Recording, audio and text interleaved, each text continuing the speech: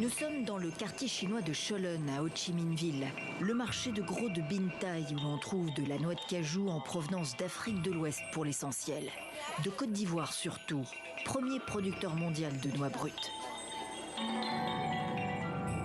Ce jour-là, des entrepreneurs africains sont sur place dans le cadre de la première mission économique et commerciale mise sur pied par l'Organisation internationale de la francophonie.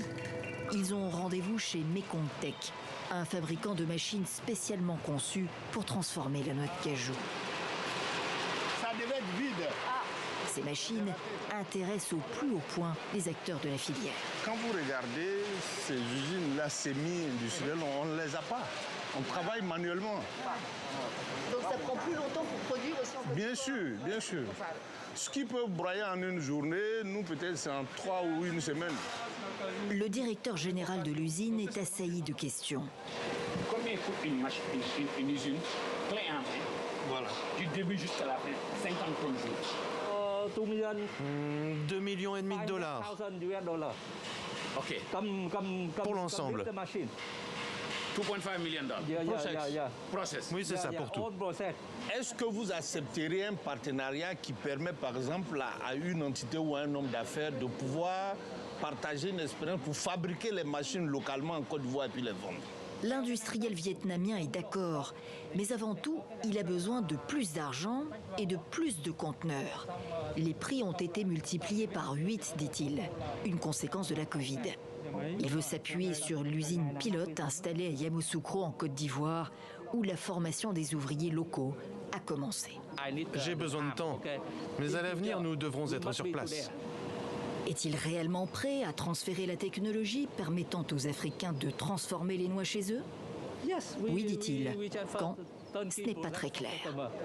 Après le décortiquage, opération mécanique, le séchage, puis l'épluchage à la main, dans des conditions d'hygrométrie précises, pour obtenir une amande parfaite, entière, nettoyée de son écorce la plus fine, l'écorce de soie. On travaille 8 heures par jour. 8 heures. Un ouvrier vietnamien gagne en moyenne 350 dollars par mois. Oui, c'est plus élevé que les nôtres. Regardez la valeur ajoutée qu'il crée ici. Beaucoup de déperditions tout au long du processus. Il faut 4 kilos de noix brutes pour 1 kilo de noix prêtes à consommer. Prix à l'export, 5,50 € le kilo de produit fini, le double du prix du produit brut.